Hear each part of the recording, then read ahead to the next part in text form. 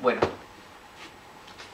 mi nombre es Pablo Veloso y quizás me conocen de la última vez que estuve por aquí. Y en esta ocasión estamos haciendo esta charla para hablar de un futuro seminario que vamos a hacer. Pero a diferencia de la mayoría de los seminarios que doy o que vengo dando, este es diferente y tiene una diferencia realmente importante, grande. Hace unos 25 años que me dedico a estas cosas y que estoy en las cosas del yoga, que por una motivación personal de búsqueda de sentido de la vida, de descubrir y de aprender, como prioridad, como la prioridad más importante de mi vida, ha sido el recorrer cuánto lugar he podido encontrar, cuánta persona, entre comillas, santa, espiritual, o que pudiera transmitirme alguna cosa, he ido y he practicado, digamos, denodadamente. O sea, no lo he hecho como quien lo hace como pasatiempo. De manera que ese era mi compromiso de vida. Yo decía, si existe algo como la iluminación, o el despertar, o la comprensión, lo tengo que lograr antes de morir. No puede ser que pase un día más y que no lo pueda encontrar. Así que, digamos, durante estos 25 años, que parecen mucho, pero en realidad son así, porque he empezado muy temprano, muy adolescente con estas cosas, he venido aún desde el principio dando charlas y seminarios y cursos, al principio de formas que acompañaban a mi propio crecimiento, es decir, iba descubriendo y aprendiendo cosas y las iba transmitiendo con esas alumnas que iban a mis clases de yoga, y luego, a medida que fui recorriendo otros lugares, es como que fui como captando, aprendiendo, mamando de distintos ámbitos, y se enriqueció lo que yo sabía y también las vivencias, las experiencias. Entonces mi posibilidad de transmitir aquellas cosas que iba, a su vez yo caminando y aprendiendo, fue mayor. Entonces durante estos 25 años fui aprendiendo y forjando entonces, como si fueran hijos, seminarios que van desde temáticas como el que di la última vez aquí, que es el libro tibetano de la vida y de la muerte, que está basado en el budismo tibetano y en ese enfoque de vida. También el tantra, ¿no?, que es la parte de esa sexualidad mística, y a su vez la psicología de las relaciones humanas. Entonces, como he indagado en temas de psicología, en temas de filosofía, en temas de teología, y me he ocupado en realmente en no quedarme con el, no sé, el cristianismo, o con el budismo, o con el hinduismo, sino de hacer realmente estas comparaciones que nos permiten tener una óptica bien clara de qué va la cosa.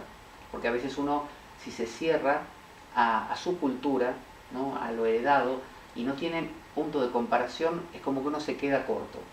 Vieron que los GPS, esto de los coches, para poder determinar dónde está una persona, lo que hacen es una triangulación, como se hace en el mar.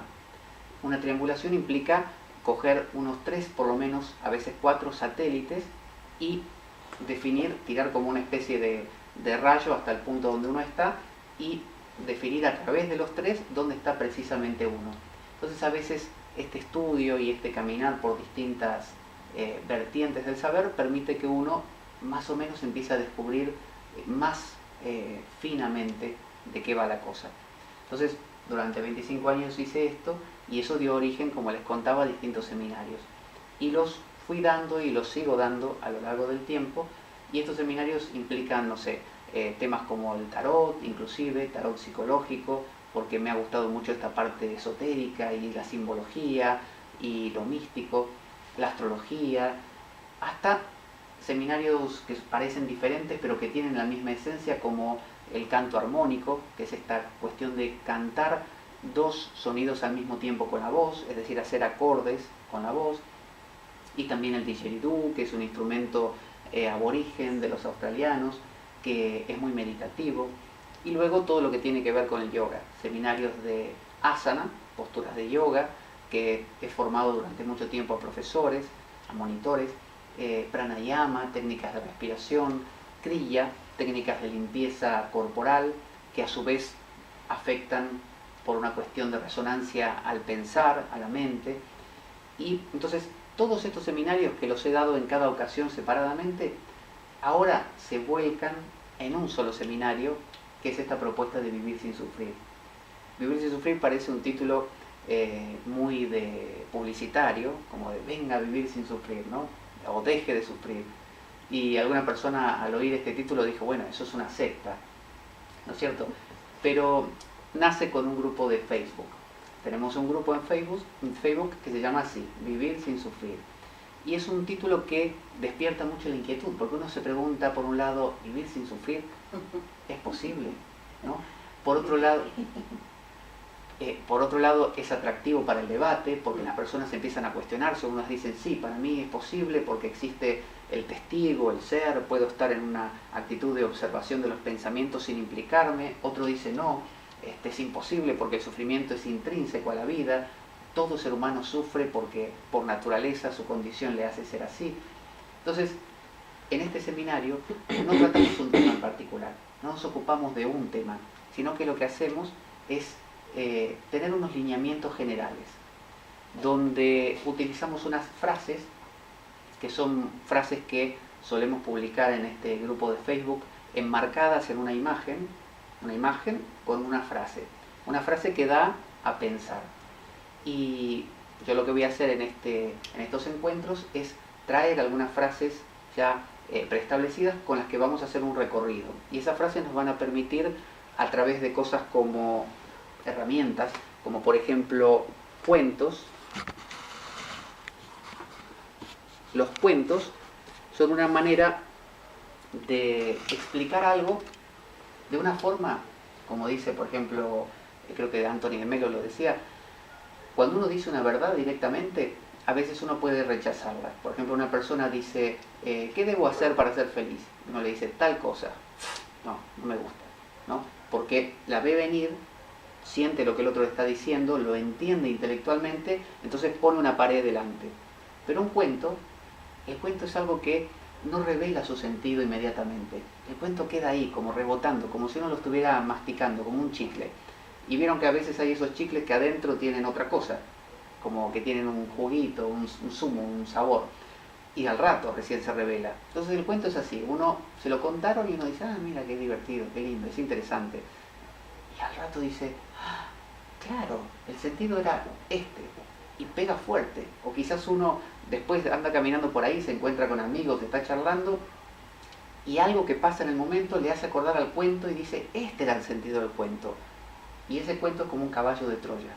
El caballo de Troya, vieron que esa guerra infinita entre los griegos y los atenienses y los troyanos no acababa más. Entonces decidieron enviar este caballo de Troya como una forma de entrar en la ciudad ajena sin que el otro presentara resistencia. Y una vez adentro, ustedes conocen la historia, ¿qué pasó? Se abrió.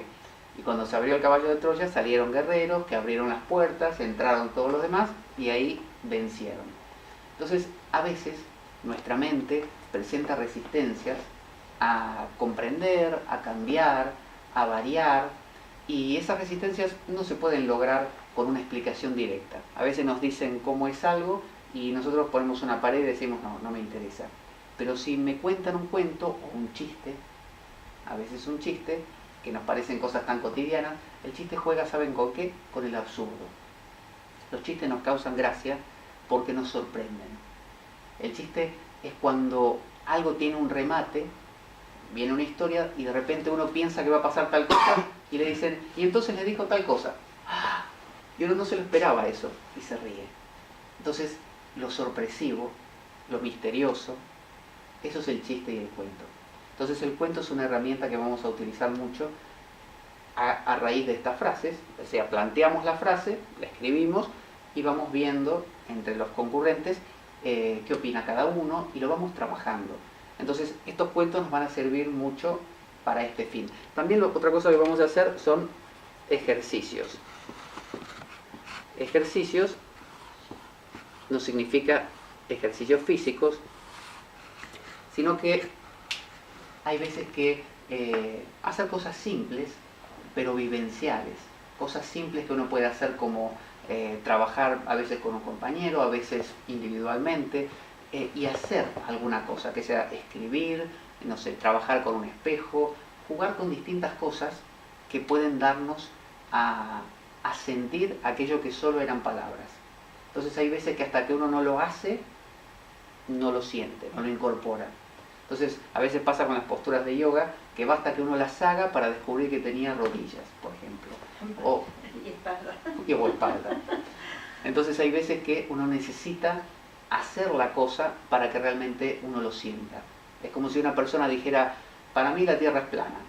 Ah, sí, la Tierra es plana. Sí, sí, sí, plana, completamente plana. ¿Y cómo lo sabe? Pues mira, yo miro hacia allá, al horizonte, y para mí no se curva eso. Bien. Entonces tú le dices, mira, la Tierra es redonda. No, no te creo. Para mí la Tierra es plana. ¿Qué hace uno con una persona que insiste en eso?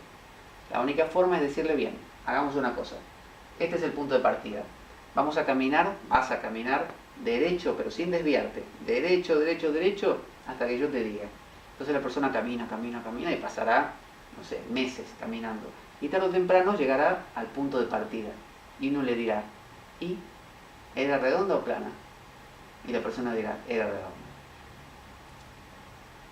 Hubo la necesidad de hacer la cosa. Si no se hace, a veces uno no comprende. Entonces, los ejercicios tienen que ver con eso. Hacer cosas.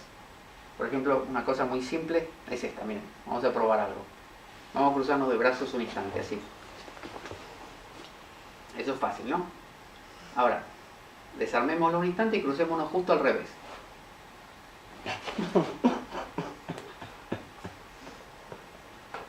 Puede hacerse, pero cuesta bastante.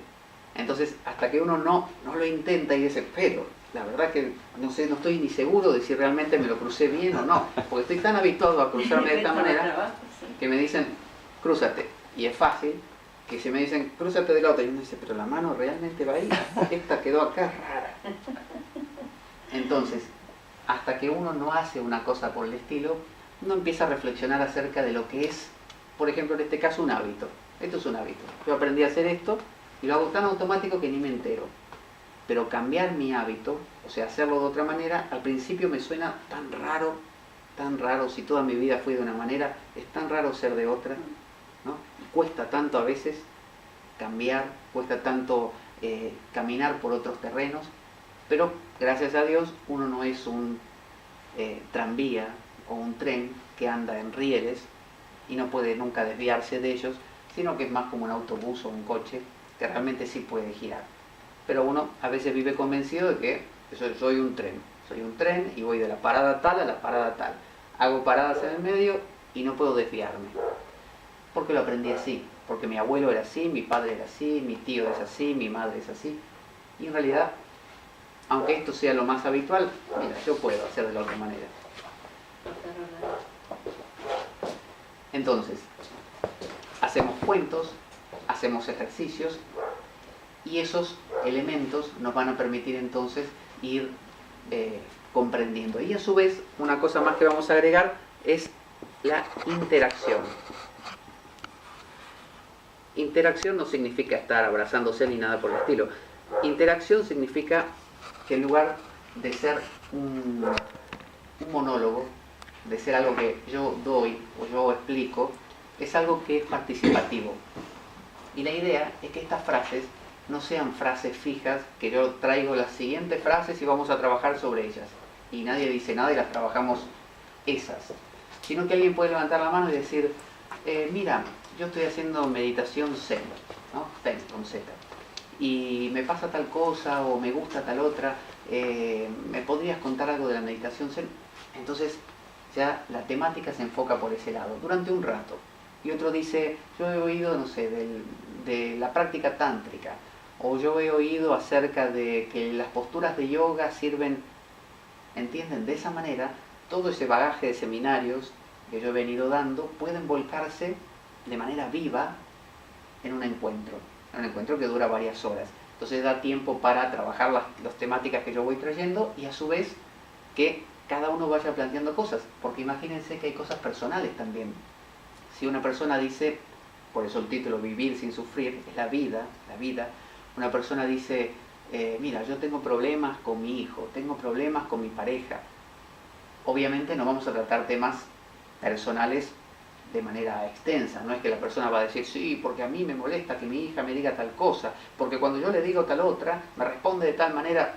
No, porque los demás dirían, mira, a mí realmente no me interesa porque no me pasa eso exactamente así. Pero cuando uno tiene, por ejemplo, voy a intentar dibujar un grifo, a ver si me sale. Si uno tiene un grifo ahí de la cocina, ¿no? Así. El seminario de Tantra te ha... Sí, no. Mejor lo vamos a borrar. Vamos a hacer una cosa. Yo me lo imagino. Vamos a poner el grifo.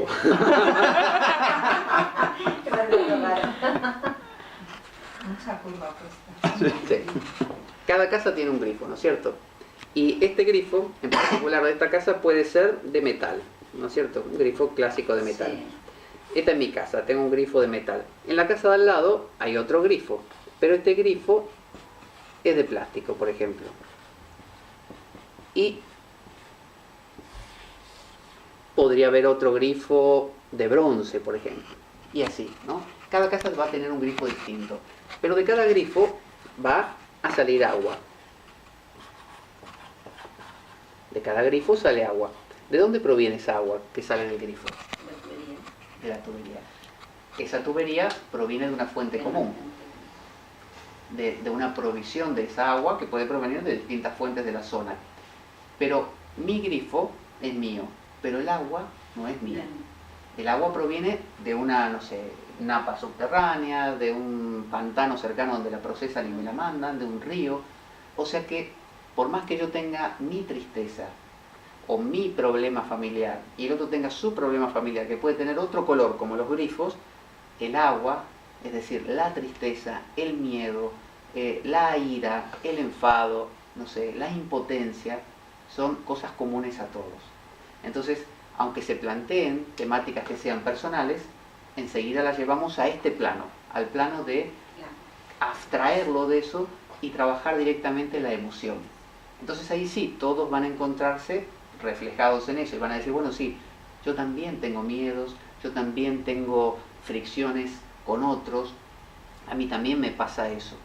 Entonces, aunque esta interacción nos permita que lo personal de cada uno salga a luz, ¿no? Hasta el que cada uno quiera, no nos quedamos en la vivencia específica de esa persona, sino que lo tratamos desde este ángulo. Entonces, se convierte en encuentros o seminarios donde no sabemos de qué vamos a hablar, no sabemos cuál va a ser la temática que va a estar ahí presente. Y cada seminario va a estar vivo, porque va a estar creado por los que están aquí presentes, concurrentes. Entonces, no es que alguien diga, ay, si el seminario habla de temas que a mí no me interesan, no, porque cada uno va a plantear lo que le interesa y eso va a ser lo que va a colorear el seminario. O sea que ese seminario va a ser la suma de las personas que están ahí presentes.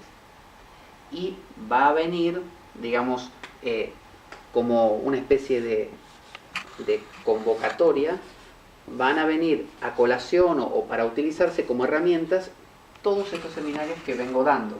O sea, yo en ese sentido puedo tener la habilidad de tomar cosas desde el yoga, del cristianismo, del budismo, de prácticas de meditación, porque podemos hacer prácticas también, trayendo de todas esas fuentes para comparar, aclarar, hacer paralelos, desarrollar, practicar. Entonces, todo esto va a estar en una sola cosa. Eso es lo que tiene de interesante este seminario. Exacto. Hay muy pocos seminarios que se adaptan a muchísimas cosas a la vez, que ahí date cuenta que va a tocar muchísimos puntos, casi todo. Claro. Durante muchos años lo que he hecho fue dar una temática. Entonces, claro, estaba obligado a seguir. Es que eso es lo que normalmente los seminarios que yo he hecho son una temática, pero no tocar tanto, porque ahí estamos hablando más que mí. De la vida. De la Estamos vida. hablando de todo en sí.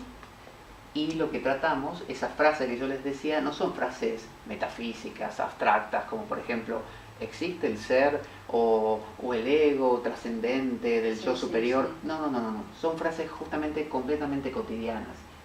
Yo tengo aquí, que las puse en el móvil, algunas de ejemplo para que vean a qué me refiero. Y van a ver que son de las más comunes.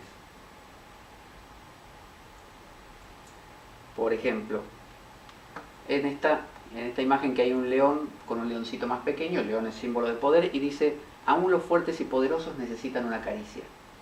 Es que es real. Es real. Entonces, se presta justamente a que desarrollemos ese tema, cómo el que mantiene una imagen de fuerte y de piel dura, de que nada le afecta y que está más allá de todo, Son los más falta de niños. a veces sí. Es una persona que tiene ese niño interior herido, ¿no? Esa persona que tiene una falencia, una carencia y se protege.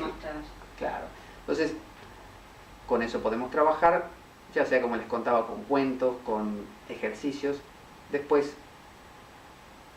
fíjense, aquí hay una mujer musulmana que tiene ese velo que le tapa el rostro y que le deja solo los ojos, que horroriza a tanta gente en el mundo occidental. Y dice, juzgar a otro por algo que consideras estúpido, cuando tú eres igualmente estúpido, carece de sentido, ¿no crees? Entonces nos habla esa frase, por ejemplo, del juzgar. Cuando uno juzga a otro es porque considera que lo que hace es muy raro. Muy raro. ¿Qué estás haciendo? ¿Qué es eso? Te sales de mi norma. Por lo tanto, están mal, ¿no? Ya sea porque eres demasiado liberal, demasiado conservador, lo que sea. Pero uno no se da cuenta que ante los ojos del otro, uno se ve igual de raro. Igual de raro. Entonces, ahí tenemos otra temática para desarrollar. Les doy un par de ejemplos más. Los libros sagrados, dice, son excelsa poesía. Pero cuando te tomas la poesía en serio, terribles cosas pueden suceder.